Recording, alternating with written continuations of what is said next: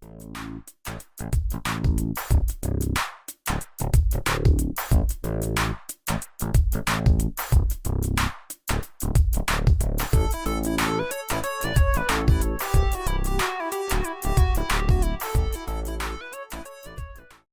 again, watch friends. Welcome back. It may seem peculiar to do a review of a watch that, at the moment, is 47 years old, so I won't. Consider this a hands-on analysis that hopefully will interest the vintage Seiko newbie as well as potentially enlighten the Seiko devotees.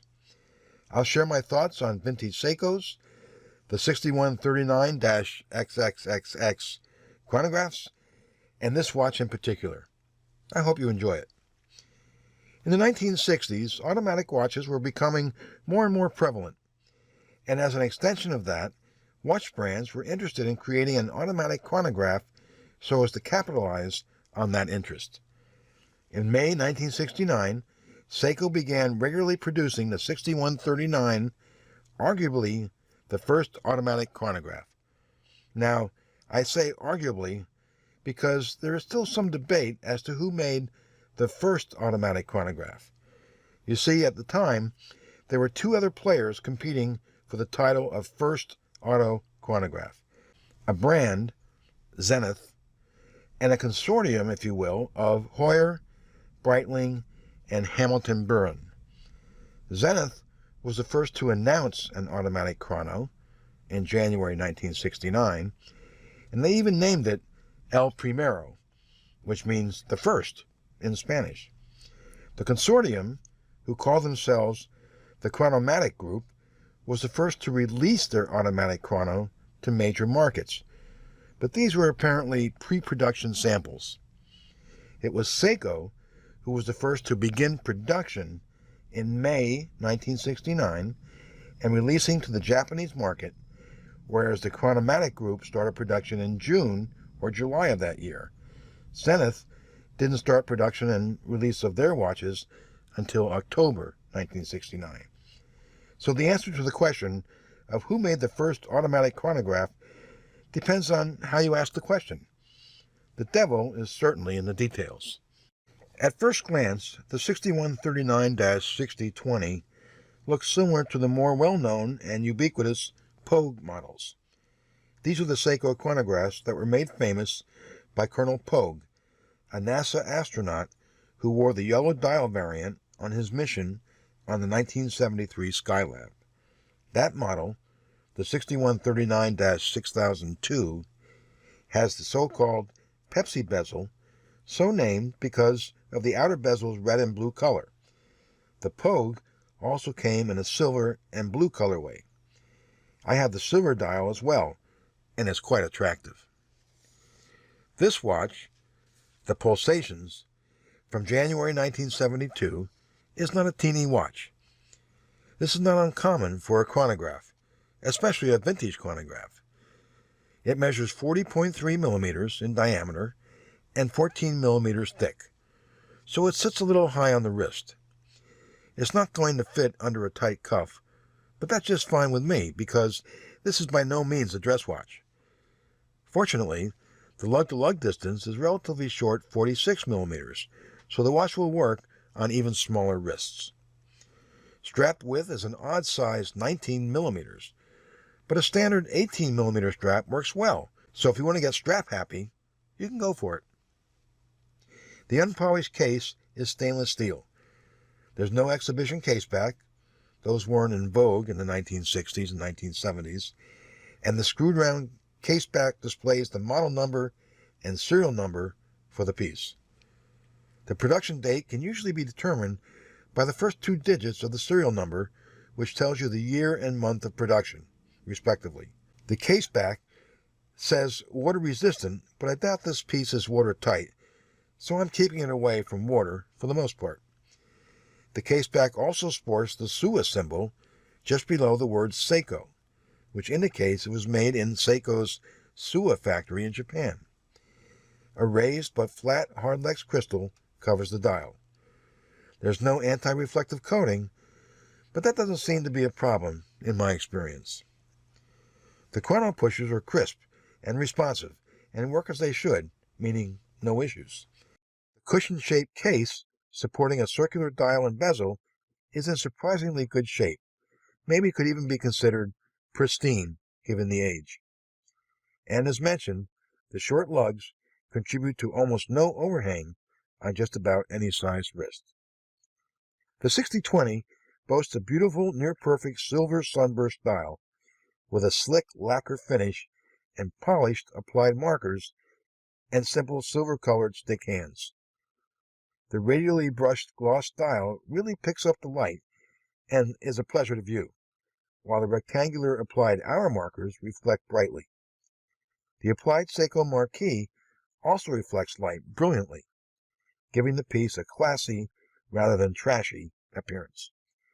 From the dial perspective, it all works together harmoniously.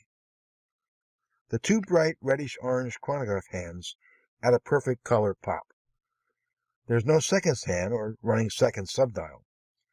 Just beyond the dial is the rotating inner bezel in a glossy black and silver, and is laid out in a base 10 scale, rather than a tachymeter scale, for determining a resting heart rate.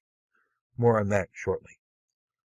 Like most Seiko 6139 automatic chronograph movements, there's a 30-minute chronograph register along with date and day wheels. The day-date setting is done in a rather clever way. A short push on the crown changes the date, while a longer push changes the day. Changing the day also changes the date, so it takes a little planning to get the day and date set properly. That is, set the day first, then set the date. Of course, it's always good practice to have the hour hand set to the southern hemisphere on the dial, so as to avoid any potential damage to the movement. I like to always set the day date to the prior day, and then manually rotate the hands forward past midnight to set the watch. On vintage Seiko watches, the movement, at least on the chronographs, is indicated by the first 4 digits of the model number. Therefore, this is the 6139 movement, actually a 6139B. It ticks at 21,600 beats per hour, has no hacking, because there's no seconds hand, and the 17-jewel movement cannot be manually wound. There's only automatic winding. Shock resistance protection is provided by Seiko's Diashock. By the way, the 17-jewel 6139B movement was used in non-JDM versions of this watch, whereas the 21-jewel movement versions were used for JDM, Japan Domestic Market models. I bought most of my vintage Seiko pieces from Hub City Vintage. This is a one-man operation run by Seth Roberts, who's a watchsmith specializing in vintage Seiko pieces. Primarily chronos, 6139 and 6138 movement-based watches, but also other vintage models as well. Seth finds the best specimens he can, completely services the movements, and then offers them for sale on his website. I recently had a problem with this vintage piece. The Pulsations was running about a minute and a half off per day. I contacted Seth. He took back the watch, serviced it again. He found a small piece of debris in the balance jewel. Seth even replaced the mainspring because he felt that it wasn't providing full power, and he wanted to ensure that the movement was working perfectly. And now the watch is running almost flawlessly. Oh, and he paid for shipping both ways. That's the kind of service you'd expect when buying premium vintage watches. And that's exactly what you get with Hub City Vintage. I highly recommend them.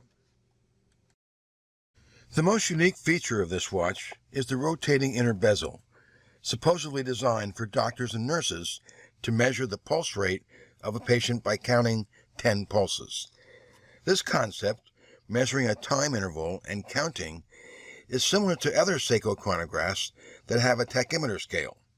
However, here the inner pulsations bezel is rotated by means of turning the crown in either direction, but its utility is maybe questionable. Although the black-silver coloring of the inner bezel nicely complements the beautiful radial sunburst dial, to me, if I were taking someone's pulse, I'd just look at my watch with a seconds hand, count the number of pulses in 10 seconds, and then multiply by 6. Bingo! The pulse rate in beats per minute. The 6139-6020 is billed as a doctor's watch, which I guess is why it has the pulsation scale and the rotatable bezel. If it was really meant primarily for use in taking pulses, why the 30-minute register? With the bevel's once luminescent pip aligned at 12 o'clock, starting the chronograph and then stopping it when you've counted, say, 10 heartbeats, lets you read the pulse rate on the scale. So, for example, if you counted 10 beats and stopped the chrono at 10 seconds, the scale reads 60 or 60 beats per minute. Say it takes 12 seconds for those 10 beats. Here, the scale would read 50, or a pulse rate of 50. Still, it's not clear why the bezel is rotatable, other than maybe allowing you to set the bezel pip at the first reading, where the chronograph was last stopped, and then take a second pulse measurement. This way, you could compare the two. I see two problems with the 6139 Pulsations in use. First, the bezel markings are very small, requiring, I assume, good eyesight on the part of the doctor or nurse taking the readings. Second, and perhaps more problematic, is using the start-stop chrono pusher while holding the patient's wrist. It seems like it might be a little cumbersome to do all of this in practice. Some final thoughts. The 6139-6020 is an attractive watch, and this example is in excellent condition.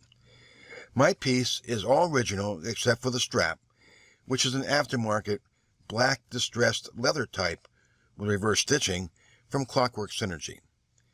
Seiko gets little credit for their early and often pioneering models, such as those based on the 6139 movement. In addition, there's just something about these vintage Seiko models that are so appealing. It's a cliche to say they don't make them like they used to, but I challenge anyone to offer modern examples of reasonably priced mechanical watches with the style and panache of the 6139 and 6138 movement-based Seikos. In 1972, this watch cost roughly $75. Based simply on inflation, this watch would cost about $500 today. For $500, a pretty good example of a vintage Seiko 6139-XXXX chronograph can be had, but an all-original pristine example, such as this one, would fetch about twice as much. So while I was having a peaceful, easy feeling listening to the Eagles' debut album, Seiko was making quality watches like this Pulsations and other 6139 movement-based models. These watches have stood the test of time and are fun to collect and wear. What do you think? Do you have a favorite vintage Seiko chronograph? If you enjoyed this video, please give it a thumbs up, share with your watch friends, and subscribe, if you already haven't, so as to be alerted of new content. Thanks for watching, and I'll see you next time.